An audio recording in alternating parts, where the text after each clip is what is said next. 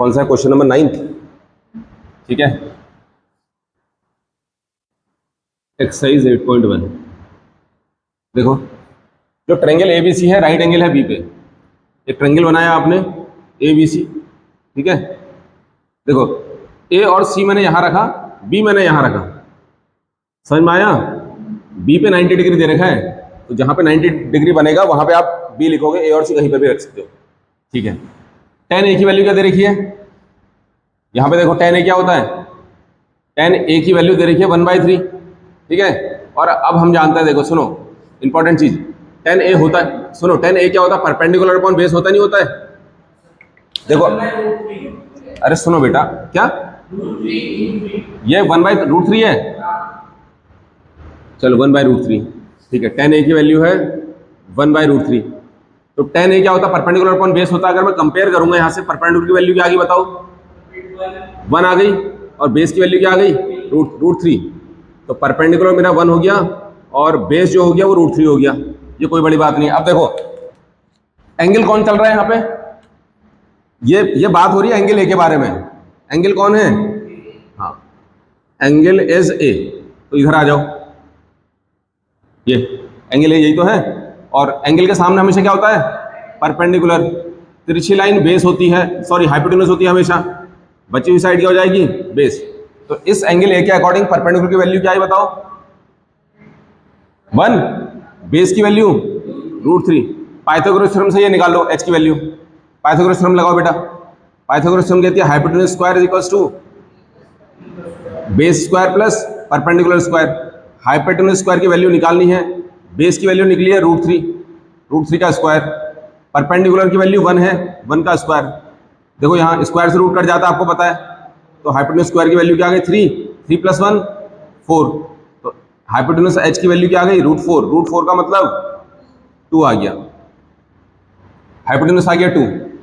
सुनो, ये जो भी चल रहा है, ये चल रहा है एंगल ए के लिए, ठीक है। ये क्या चल रहा है? एंगल ए के लिए। अच्छा, अब सुनो मेरी बात। अब अगर मैं, देखो एंगल ए के लिए मेरे पास, देखो यहाँ ए कौन है? पहले ये देखो कैसे करते हैं इसको। यहाँ ए कौन है? एंगल पहले पार्ट में आ जाना। ए कौन है? साइन ए और कॉस ए। तो सबसे पहले मैं साइन ए कॉस ए निकाल लेता हूँ, क्योंकि ए निकल चुका है ना। तो सबसे पहले साइन ए निकालो। साइन ए का फॉर्मूला होता है परपेंडिकुलर अपॉन हाइपोटेन्यूज। तो परपेंडिकुलर कितना? 1, और हाइपोटेन्यूज की वैल्यू 2 आ गई, ठीक है। अच्छा, फिर चाहिए मुझे क्या? कॉस ए भी चाहिए है। तो कॉस ए भी निकाल लो बेटा। कॉस ए क्या होता है? b/h। बेस की वैल्यू √3 अपॉन हाइपोटेन्यूज की वैल्यू 2, ठीक है। क्या है ये? कॉस ए, साइन ए और कॉस ए की वैल्यू आई है, नोट, ठीक है। साइन ए और कॉस ए की वैल्यू आ गई है, ठीक है। अब थोड़ी देर के लिए देखो, अब हम बात करेंगे इसके बारे में, कौन कौन एंगल बचे। देखो एंगल सी बचा है ना, तो for angle C, for angle C, angle C के लिए देखो, अब इसको इरेज करो। अब पता नहीं परपेंडिकुलर कौन है, बेस कौन है, ठीक है। अब सुनो मेरी बात, इसको हटा दो। अब सी देख लो, सी को सेलेक्ट करो, क्योंकि सी के बारे में बात हो रही है। अब सी के सामने परपेंडिकुलर होगा, तिरछी लाइन तो हाइपोटेन्यूज होती है, बची हुई साइड क्या हो जाएगी? बेस। बताओ कॉस सी के लिए, सी के लिए खुद ही बताना, सी के सामने ये परपेंडिकुलर होगा और बेस क्या होगा? ये। तो कॉस सी की वैल्यू बेस अपॉन हाइपोटेन्यूज होती है। बेस कितना हो गया? 1, और हाइपोटेन्यूज की वैल्यू 2।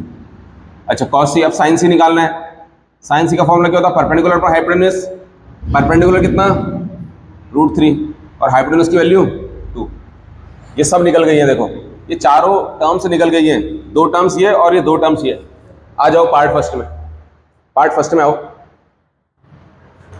साइन ए से कॉस सी को मल्टीप्लाई करो, साइन ए से कॉस सी की जो वैल्यू मल्टीप्लाई करो, तो प्लस कॉस ए से साइन सी की वैल्यू मल्टीप्लाई करो, कॉस ए से साइन सी की वैल्यू मल्टीप्लाई करो, और आंसर आ जाएगा। है? हाँ, पार्ट फर्स्ट में साइन ए की वैल्यू कितनी दे रखी है?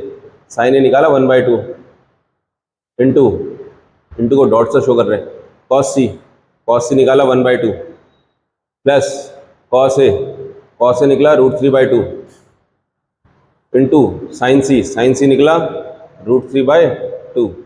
तो हमारे पास आ गया टू टू जा 4, √3 इंटू √3 3 होता है, टू टू जा 4, तो 1 में 3 को प्लस करोगे 4, और नीचे तो एलसीएम लेके 4 ही आ रहा है ना, एलसीएम ले लिया 4, 1 में 3 को प्लस करा 4, 4 से 4 गए, आंसर आ गया 1। ठीक है, ये पहला पार्ट है। दूसरा पार्ट खुद करो, ऐसे दूसरा पार्ट खुद करो।